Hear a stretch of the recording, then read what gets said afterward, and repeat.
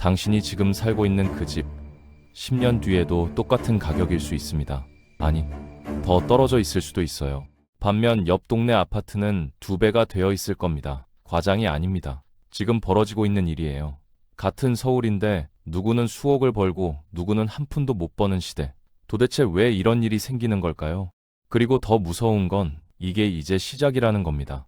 오늘 이 영상을 끝까지 보시면 내년에 집을 사야 할지 말아야 할지, 산다면 어디를 사야 하는지 명확한 답을 얻으실 수 있습니다. 요즘 뉴스 보시면 한강 주변 아파트가 끝없이 오르고 있다는 소식 많이 접하셨을 겁니다. 그런데 이상하지 않으세요? 내 집도 역 가깝고 살기 사이좋은 동네인데 왜 우리 집만 제자리인 걸까요? 많은 분들이 걱정하십니다. 부자 동네랑 서민 동네 격차가 더 벌어지는 거 아니냐고요. 솔직히 말씀드리면 그렇습니다. 이건 아주 단순한 계산이에요. 3억짜리 집이랑 15억짜리 집이 똑같이 오른다고 해볼게요. 3억짜리는 3천만 원이 붙지만 15억짜리는 1억 5천이 붙습니다. 출발선이 다르니까 같은 속도로 뛰어도 격차는 점점 벌어질 수밖에 없는 거죠. 그런데 진짜 무서운 건 따로 있습니다. 지금까지 아무도 제대로 짚어주지 않았던 질문이에요. 단순히 가격 차이가 아니라 오르는 속도 자체가 갈리기 시작했다면요? 비싼 동네는 매년 크게 뛰는데 저렴한 동네는 거의 안 오르는 시대. 이런 세상이 정말 오고 있는 걸까요? 이 질문에 대한 답 속에 앞으로 여러분이 어떤 선택을 해야 할지 모든 힌트가 숨어 있습니다. 자, 과거 30년 동안 부동산 시장에는 한 가지 믿음이 있었습니다. 마치 기차처럼 앞칸이 먼저 출발하면 뒷칸도 결국 따라간다는 거였죠. 실제로 그랬습니다. 시장에 돈이 풀리면 강남 서초가 먼저 속도를 냈어요. 그러면 마포 용산이 뒤따라 움직이고 시간이 지나면 노원 도봉까지 같은 방향으로 굴러갔죠. 물론 가격 자체가 같아진다는 뜻은 아니었습니다. 다만 상승하는 폭만큼은 결국 비슷하게 수렴했어요. 이게 바로 사람들이 버틸 수 있었던 이유입니다. 지금은 뒤처져도 언젠간 내 순서가 온다는 기대. 이 기대가 시장의 질서를 유지해 왔습니다. 문제는 지금부터입니다. 만약 30년 동안 단 한 번도 깨지지 않았던 이 규칙이 흔들리고 있다면 어떨까요? 뒷칸이 영영 출발하지 못하는 상황이 온다면요. 우리나라는 지금 두 가지 거대한 변화와 마주하고 있습니다. 경제 성장이 예전 같지 않고 인구가 줄어들고 있죠. 과거에는 한 번도 겪어보지 못한 상황입니다. 그리고 최근 데이터는 불안한 징조를 보여주고 있어요. 가장 최근 상승장에서 서울의 비싼 아파트와 저렴한 아파트의 오름폭 차이가 역대 최대로 벌어졌습니다. 예전처럼 따라붙는 힘이 눈에 띄게 약해졌거나 어쩌면 사라지고 있는 겁니다. 이게 바로 전문가들이 주목하는 현상의 본질입니다. 단순히 비싼 집과 싼 집의 가격 차이가 커지는 수준을 넘어섰어요. 움직이는 곳은 더 빠르게 달리고 멈춘 곳은 아예 바퀴가 굳어버리는 시대. 속도 자체가 완전히 다른 세상이 열리고 있다는 신호입니다. 과거의 규칙이 더 이상 작동하지 않는 시장. 도대체 왜 이렇게 된 걸까요? 왜 이 단단했던 원칙이 허물어지기 시작한 걸까요? 그 핵심 원인을 파악하지 못하면 우리는 앞으로의 시장에서 방향을 완전히 잃게 될지도 모릅니다. 이 거대한 변화의 핵심 원인은 의외로 단순한 곳에 있습니다. 바로 월급입니다. 더 정확하게 말하면 높은 연봉을 주는 일자리가 어느 동네에 몰려 있느냐, 이게 전부예요. 집값을 움직이는 가장 강력한 힘은 결국 일자리입니다. 생각해보세요. 좋은 회사가 들어서면 젊은 직장인들이 모여듭니다. 이 사람들은 월급을 받고 밥을 먹고 카페를 가고 결혼하고 아이를 낳고 결국 집을 삽니다. 한 지역의 경제 자체가 바뀌는 거죠. 그런데 문제는 이 좋은 일자리가 전국에 골고루 퍼져 있지 않다는 겁니다. 최근 10년간 새로 생긴 일자리의 거의 절반이 수도권에 몰렸습니다. 절반이에요. 나머지 전국을 다 합쳐도 수도권 하나를 못 이기는 상황인 거죠. 더 충격적인 건 따로 있습니다. 그냥 일자리가 아니라 연봉 높은 일자리로 범위를 좁히면 이 쏠림은 훨씬 심해집니다.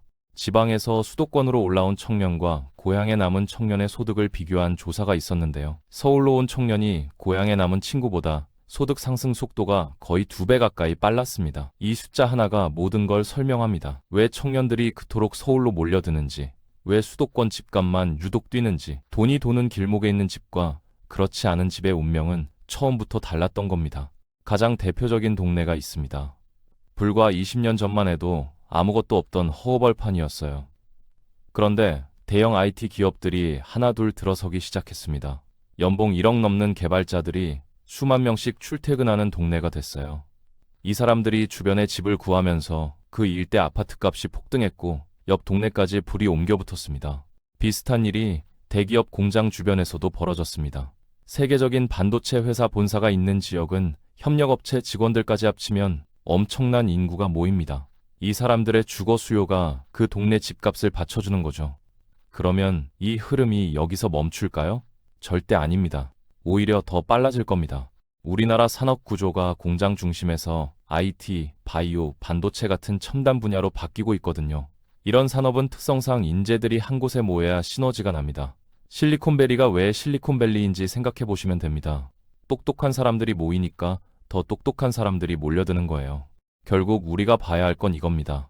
다음 10년간 어느 동네에 좋은 회사들이 들어설 것인가. 돈의 방향을 잊지 못하면 부동산 시장의 흐름을 절대 알 수 없습니다. 그런데 여기서 이상한 점이 하나 있어요. 이렇게 사람과 돈이 몰려드는 지역이라면 당연히 새 아파트도 많이 지어져야 하는 거 아닐까요? 수요가 넘치니까 공급도 늘어나는 게 정상이잖아요. 그런데 현실은 정반대입니다. 수도꼭지는 활짝 열렸는데 배수구가 막혀버린 욕조처럼 시장이 터지기 직전이에요. 도대체 무엇이 이 흐름을 가로막고 있는 걸까요? 시장을 막아버린 주범은 우리가 예상하지 못한 곳에 숨어 있었습니다. 바로 세금과 규제가 만들어낸 이상한 구조입니다. 예전부터 전문가들이 지적해온 문제가 하나 있었어요. 바로 집이 시장에 안 나온다는 겁니다.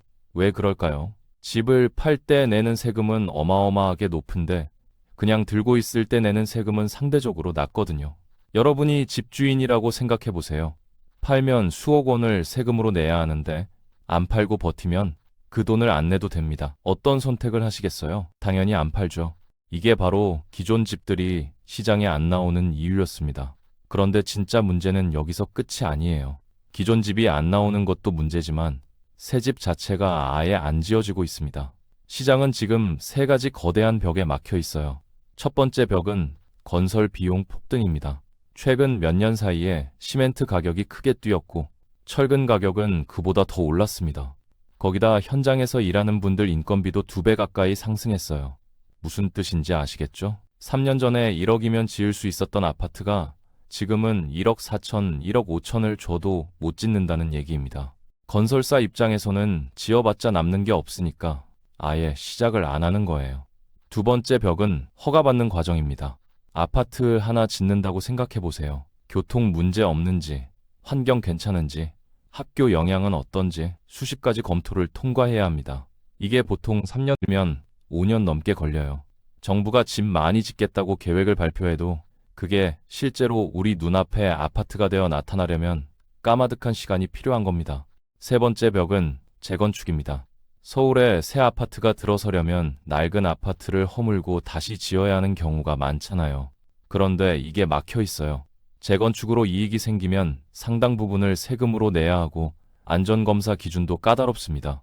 주민들은 새 집에서 살고 싶은데 사업을 추진할수록 손해를 보는 구조가 되어버린 거예요. 누가 나서겠습니까? 자, 이제 그림이 보이시나요? 새 집 짓는 길은 비용과 규제로 막혀 있고 기존 집이 나올 길은 세금으로 막혀 있습니다. 앞으로도 뒤로도 못 가는 상황이에요. 시장이 완전히 숨을 못 쉬고 있는 겁니다. 이런 상황에서 아주 가끔씩 좋은 자리에 새 아파트가 나옵니다. 굶주린 사람들 앞에 떨어진 빵 한 조각과 같아요. 서로 잡으려고 달려드는 건 어찌 보면 당연합니다. 그런데 여기서 많은 분들이 고개를 젓습니다. 아무리 그래도 50억은 너무한 거 아니야? 저건 그냥 있는 사람들끼리 벌이는 허세 경쟁 아니야? 맞습니다. 분명히 그런 면이 있어요. 남들이 못 가진 걸 자랑하고 싶은 심리 분명히 작동합니다.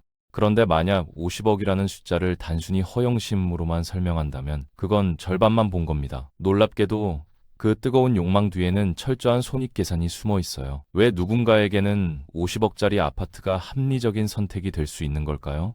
결론부터 말씀드리면 그들은 집을 사는 게 아닙니다. 잠만 자는 공간을 사는 게 아니라는 거예요. 자녀 교육, 인맥, 자산 보호까지 전부 묶인 올인원 상품을 구매하는 겁니다. 첫 번째는 생활 시스템입니다. 백화점 VIP 라운지 가보신 적 있으세요? 그냥 쇼핑하는 게 아니라 특별한 대우를 받잖아요. 고급 아파트도 똑같습니다. 수영장, 헬스장은 기본이고 아침 식사 서비스, 라운지, 게스트룸까지 집 안에서 웬만한 건 다 해결됩니다. 밖에 나갈 필요가 없는 구조예요.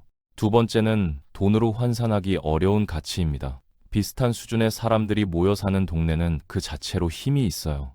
부모들끼리는 사업 정보가 오가고 아이들은 좋은 학군에서 공부하면서 미래의 인맥을 쌓습니다. 어디 사느냐가 어떤 사람들과 어울리느냐를 결정하고 그게 자녀의 미래에까지 영향을 미칩니다. 감정적인 선택이 아니에요. 자녀의 앞날에 투자하는 아주 이성적인 판단입니다. 세 번째는 안전입니다. 과거 경제 위기 때 외곽 지역 아파트는 가격이 크게 무너졌지만 핵심 지역 아파트는 하락폭이 훨씬 적었습니다. 그리고 시장이 회복될 때는 가장 먼저, 가장 빠르게 올랐어요. 수십억을 가진 사람들에게 가장 중요한 건 뭘까요? 공격적으로 더 버는 것보다 잃지 않는 게 먼저입니다. 50억 중 상당 부분은 이 안전성에 대한 프리미엄인 셈이죠. 자, 이제 50억짜리 아파트가 조금 다르게 보이시나요? 그건 단순한 과시가 아닙니다. 편의, 인매, 학군, 안전까지 모든 걸 한 번에 사는 거예요. 그럼 이제 가장 중요한 이야기를 해볼게요. 내년에 실제로 집을 사려는 분들을 위한 현실적인 조언 3가지입니다. 첫째, 언제 사느냐보다 어디를 사느냐에 집중하세요. 예전에는 시장이 좋으면 다 같이 올랐습니다. 이제 그 시대는 끝났어요. 뜨는 지역은 계속 뜨고 침체된 곳은 계속 가라앉습니다. 기준은 명확합니다. 그 집이 좋은 일자리와 얼마나 가까운가, 강남, 여의도 같은 업무 지역까지 30번에 갈 수 있는가, 이 조건을 갖춘 곳이라면 조금 비싸더라도 올라타는 게 맞습니다. 둘째, 입주 물량을 확인하세요. 앞서 말씀드린 대로 새 아파트 공급이 급격히 줄어들고 있습니다. 새 집이 안 나오면 사람들은 그나마 상태 좋은 기존 아파트로 몰립니다. 내가 사려는 동네에 앞으로 3년 안에 입주 예정인 아파트가 얼마나 되는지 꼭 알아보세요. 공급이 귀한 곳일수록 가치가 올라갈 확률이 높습니다. 셋째, 금리 떨어지길 기다리지 마세요. 많은 분들이 이자가 낮아지면 그때 사겠다고 합니다. 그런데 금리가 내려가면 대출받기 쉬워지고 그러면 사려는 사람이 한꺼번에 몰립니다. 기다리는 동안 집값이 먼저 뛰어버려요. 지금 중요한 건 금리 숫자가 아니라 내가 매달 얼마까지 감당할 수 있는가입니다. 미리 은행에서 점검해 두세요. 좋은 매물이 나왔을 때 바로 움직일 수 있어야 합니다. 그런데 이런 고민하시는 분도 분명 계실 겁니다. 좋은 동네가 오르는 건 알겠는데 내 돈으로는 도저히 그 문턱을 넘을 수 없다고요. 사실 무리해서 빚내고 하락장의 공포에 떠는 것보다 자산을 불리는 도구를 바꾸는 것도 현명한 방법입니다. 핵심 지역 부동산에 내 자본이 턱없이 부족하다면 억지로 외곽에 돈을 묶어두는 것보다 전 세계 돈이 몰리는 우량 기업 주식으로 눈을 돌려보세요. 쏠림 현상은 부동산에서만 일어나는 게 아닙니다. 기업도, 산업도, 일 등에게 돈이 몰리고 있어요. 부동산에 무거운 세금 부담 없이 글로벌 시장에 투자해서 자산을 키우고 나중에 더 좋은 입지로 진입하는 것도 전략입니다. 마지막으로 꼭 드리고 싶은 말씀이 있습니다. 부동산은 투자 대상이기도 하지만 우리 가족이 매일 돌아오는 보금자리이기도 합니다. 양극화라는 무서운 단어에 압도되지 마세요. 어제보다 조금 더 나은 환경으로 한 걸음씩 옮겨간다는 마음이 중요합니다. 시장이 시끄러울수록 차분하게 데이터를 보세요. 내년 여러분의 선택이 10년 뒤 정말 잘한 결정이었다는 확신으로 돌아오길 진심으로 응원합니다. 이 영상이 여러분의 소중한 결정에 작은 이정표 쓰면 좋겠습니다. 도움이 되셨다면 구독과 좋아요 부탁드립니다. 감사합니다.